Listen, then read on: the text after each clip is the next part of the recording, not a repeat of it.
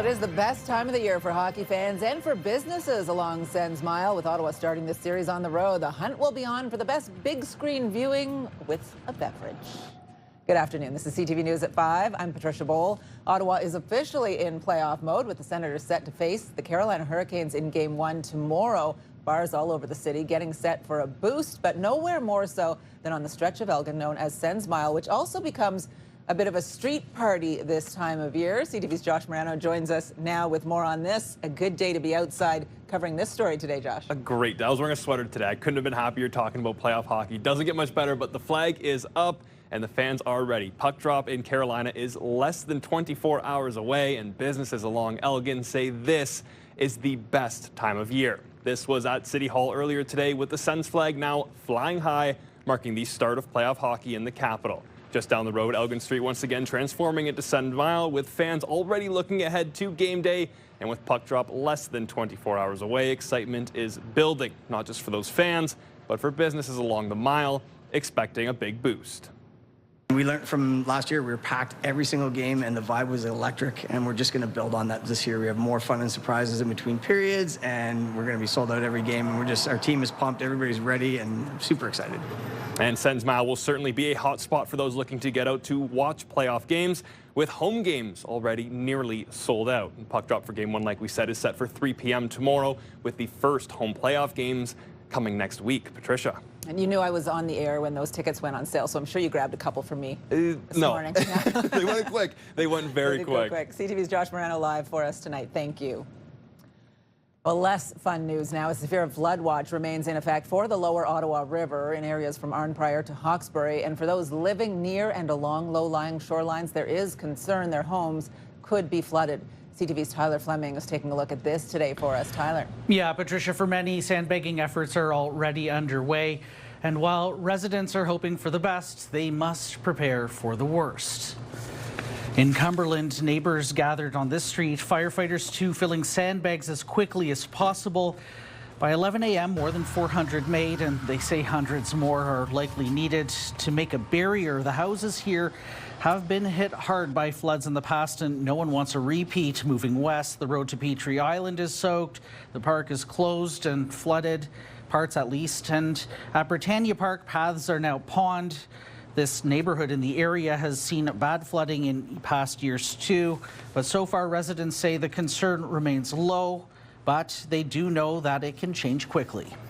I bought my house in 2019, and so far I haven't had any worries, but this is the first year I'm starting to wonder. We can't predict the weather completely, and it could bypass us and we'll be okay, but we could get a heavy rainfall again and it'll bring it up. We're extremely concerned.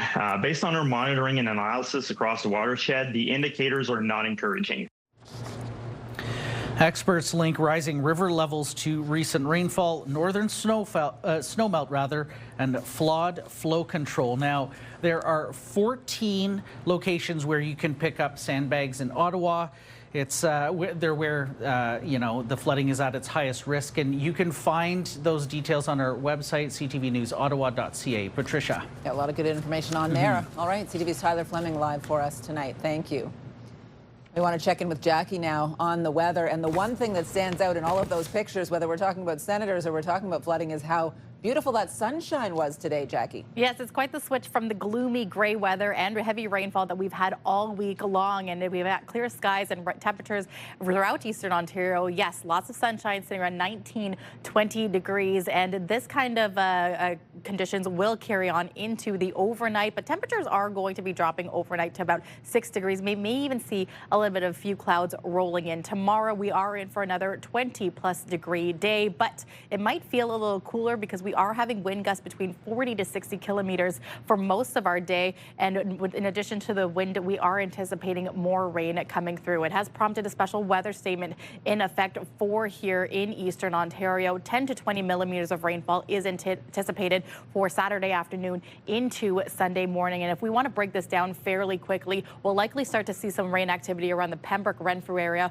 closer to 1 o'clock. This is the band of weather system that we are focusing on. The center of it really moving moving through closer to 4 p.m. around Pembroke, Renfrew here in Ottawa. Probably light rainfall. It's around 6 o'clock that we're going to see heavier rainfall moving through and potentially a risk of thunderstorm as well. We'll get a closer look at your long-term forecast and more on this in just a bit. Patricia. All right, Jackie, thank you. Well, a one-time payment intended to help lower-income Canadian households with the high cost of living is coming on June 5th. The federal Liberals will issue a direct payment equivalent to 50% of the full-year value of the government's existing GST-HST credit. Any family that already receives that quarterly tax credit will get a one-time top-up automatically. The government says a family of 4 with a net income of $40,000 will receive $533. A single person earning $25,000 annually would get half that amount. This is a very good step.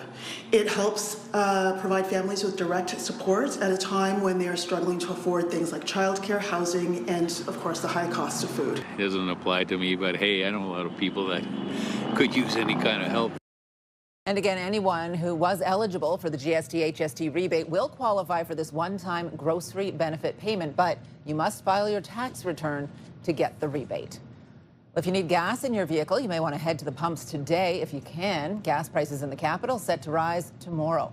Canadians for Affordable Energy President Dan McTeague says regular gas prices are expected to climb 9 cents a litre, while diesel will rise by 2 cents.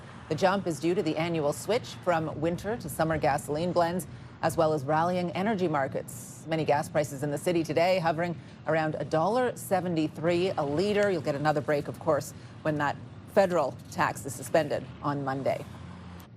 Well, Ottawa City Councillors spent much of the day hearing from delegates about a controversial bubble bylaw that is now one step closer to final approval at City Council. CTV's Caitlin Wilson joins us live now with more on this. Caitlin. Yeah, Patricia, in a 15-2 vote, Ottawa's proposed bubble zone bylaw passed at joint committee today after councillors heard from nearly 40 delegates. The proposed bylaw is designed to create safe access around certain spaces, with supporters saying it's a response to increasingly hostile and at times targeted demonstrations. The bylaw would restrict protests within 50 meters of entrances and exits at places of worship, schools, childcare centers, hospitals, and residential care facilities, but only if those locations apply. While supporters say it's about safety, critics argue it could go too far. I think this is a very reasonable way to just say, let us get in. Let us get in and out without having someone in my child's face in a mask screaming at them. The fact that a perfectly peaceful protest is deemed unlawful under this bylaw, in my view, will not withstand charter scrutiny. Violence and danger. Motion to remove that section was voted down, while another to exempt labor union strikes passed. The city says it's about balance, protecting access to vulnerable spaces while still allowing people to be seen and heard. The bylaw now heads to City Council for a final vote. Patricia? All right, CTV's Caitlin Wilson live for us tonight. Thank you. Well, heading to Quebec now, where several communities are also doing what they can to prepare for possible flooding as water levels rise. The city of Gatineau says nearly 120 buildings could be affected by flooding this weekend, and several roads in the Pontiac region are already closed. CTV's Kimberly Johnson has been out watching this, has more from the Pontiac. Kimberly. Patricia, I'm at the Quillan Ferry where you can see the water levels and how they're rising. Picnic tables behind me, the water is right at where you would sit.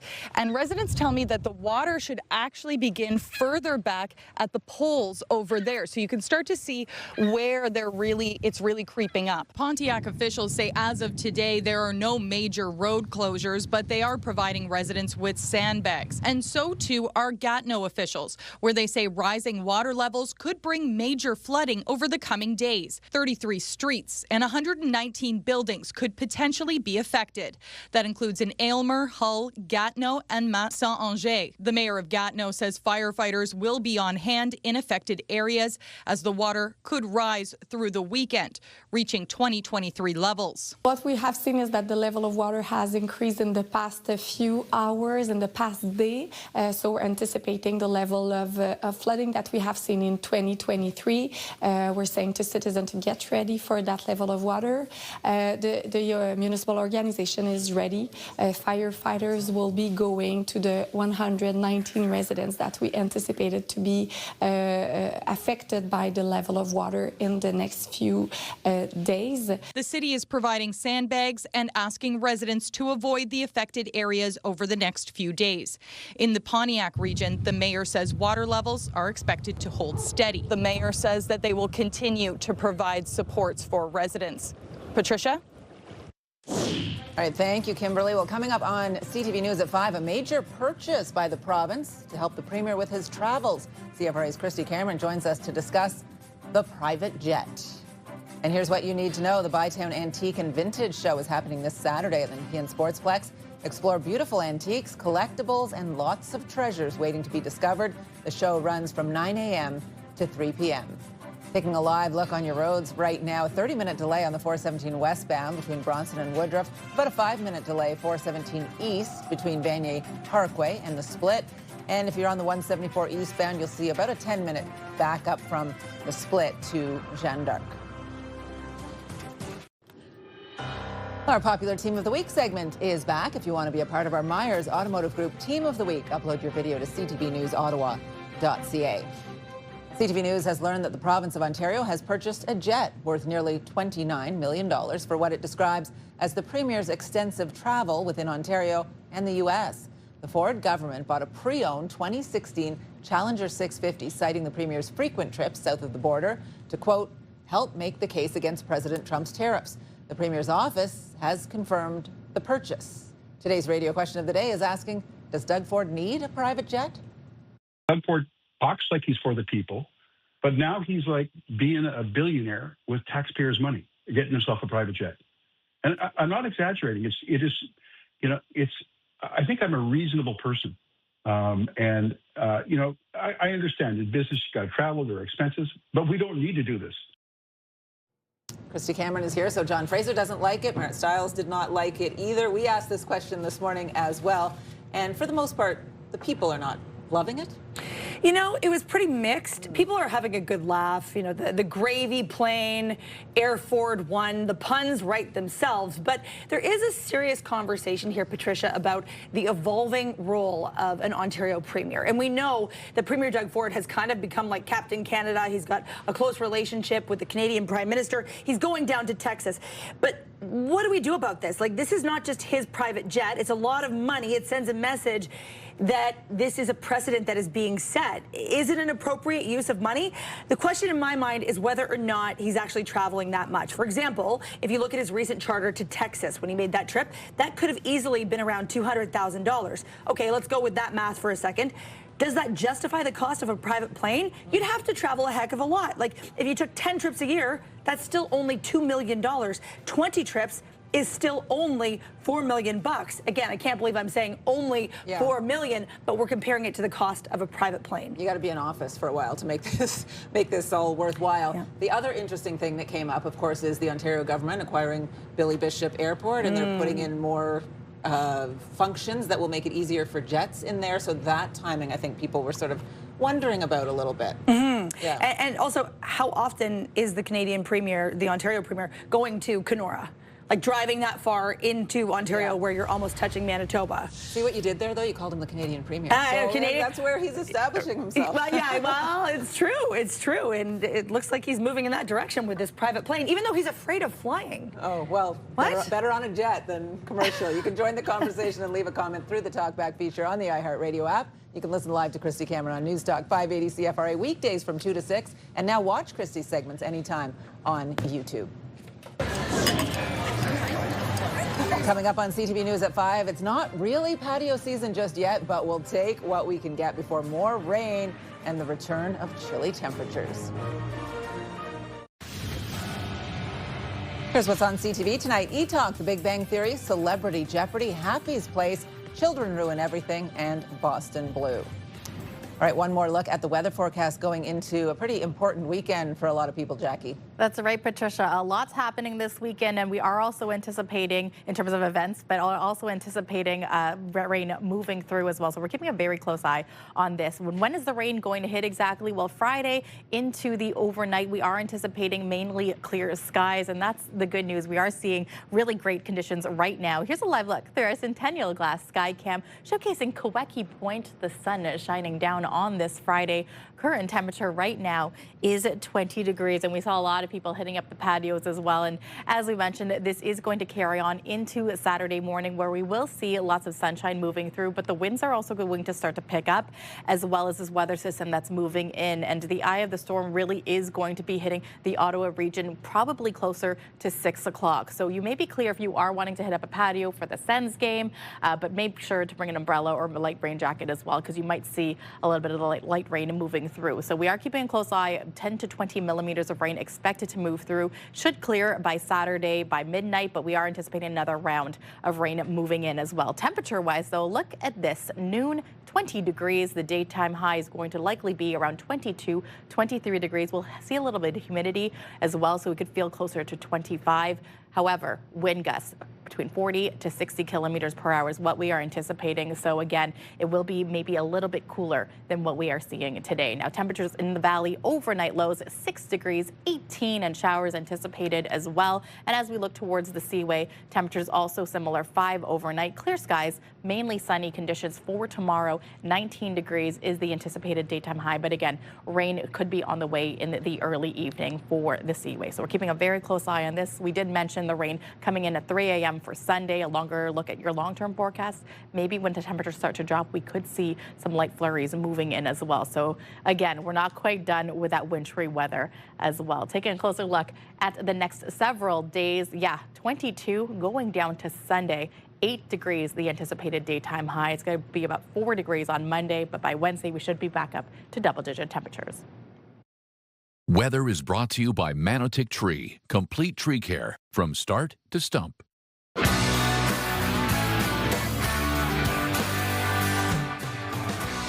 Ottawa, get ready for a legendary night. The undisputed rock royalty Deep Purple are bringing their iconic sound to the Canadian Tire Centre on August 19th. And they'll be joined by special guests, rock powerhouses Kansas and Jefferson Starship. We're giving away tickets to this incredible show. Enter for your chance to win on our contest page at ctvottawa.ca. And well, Patricia, a lot of people may be planning to check out the watch party at the Canadian Tire Centre, maybe hit up a patio. And here is your Sens game day forecast. Around at noon, 20 degrees. Again, windy conditions will carry us into 3 o'clock, mainly cloudy skies, 22. And it's around 6 p.m. that we could see some light rain moving in. Amazing. If that rain holds off, that'll be perfect for some outdoor viewing. Jackie, thank you very much. You're welcome. There's a lot of other things happening this weekend, too. We're going to talk about that as we check out the stories you are checking out right now on ctvnewsottawa.ca. All of our big news stories of the day here. Oh, we'll go right by that lovely 22 on our weather board there as we take a look. And yes, Sens Mile is ready to go, but that's not the only thing happening in Ottawa. There's a lot of stuff going on in the capital this weekend, including the Charge will be playing at 2 o'clock tomorrow afternoon. 67s, if they need a Game 6, will be playing on Sunday, so a little bit of hockey. And everything else, we round up your entire weekend right here. You can check out your guide. A little Nate Bargatze tonight, too. I'm looking forward to that. All there on ctvnewsottawa.ca. Well, coming up for us here on CTV News at 5, a major recall to tell you about affecting tens of thousands of vehicles. We'll have those details on the other side. And here's what you need to know. The Ottawa Rock and Gem Show is happening this weekend at the EY Centre. Explore all kinds of gems, fossils, handcrafted jewelry, and more. It is on from April 16th to 19th. And if you need gas tonight, one of today's cheapest gas prices can be found at the McEwen Station on Albion Road in Gloucester. Regular gas there going for $1.63.9 a litre.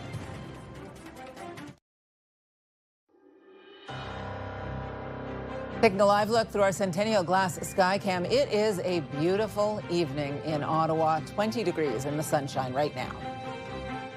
Here's what we're working on for 6. Not going to stay beautiful. We are bracing for flooding. We can't predict the weather completely, and it could bypass us and we'll be okay, but we could get a heavy rainfall again, and it'll bring it up. With more rain on the way, several parts of the region are preparing for potential flooding this weekend as water levels on the Ottawa and Gatineau rivers rise. The new Canada Groceries and Essentials benefit will provide direct relief to more than 12 million Canadians. Some Canadians will be getting a break at the grocery store this summer in the form of a one-time grocery benefit. We're just going to build on that this year. We have more fun and surprises in between periods, and we're going to be sold out every game. And our team is pumped, everybody's ready, and super excited. Gearing up for Game 1, the Ottawa Senators start their playoff series against the Hurricanes tomorrow afternoon. Lots of excitement and high playoff hopes from fans. Now the final 5 other local stories we are following. Ford Motor Company is recalling nearly 1.4 million Ford F-150 trucks in the United States and approximately 144,000 in Canada. The automaker says the recall is due to a gear shift issue that may lead to the loss of control of the truck, increasing the risk of a crash. In Canada, this will affect 2015 to 2017 model year trucks equipped with 6-speed automatic transmissions. Demolition is underway at the Westgate Shopping Centre, once a prime shopping destination in the capital. Westgate is on Carling Avenue next to the Queensway. The shopping centre closed at the end of October after being open for some 7 decades. The longer-term plan for the site includes residential towers. A grocery store is also in the plan. Still with it, trying to make a play. Gets it back to Morelli. Morelli with a lady scores! Oh, the Ottawa 67s playing Game 4 last night at TD Place Arena in their second-round playoff series against the Barrie Colts. Hard-fought game, ultimately not quite enough. Barrie hung on for the 3-2 win and now have a 3-1 series lead. It's now win or go home for the 67s as the series moves back to Barrie on Saturday night. Puck drop for Game 5 set for 7:30. Be open more. Oh, a dangerous play. Brienne Jenner scores. And the Ottawa Charge gearing up for one of their final games of the season tomorrow on home ice. The team skated to a 2-0 shutout against Toronto last weekend. They have 3 games left in the regular season. They play tomorrow at TD Place Arena against the New York Sirens. The Charge are hoping to hold on to a playoff spot. Puck drop is set for 2 p.m.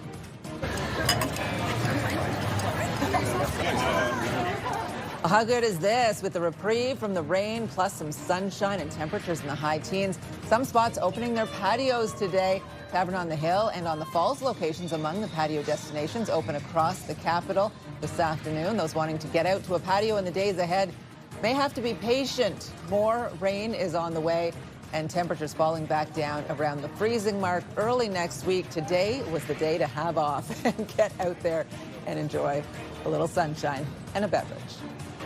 Well, that is CTV News at 5. I'm Patricia Boal. Be sure to join me for CTV News at 6. The early edition of CTV National News with Sandy Ronaldo starts right now.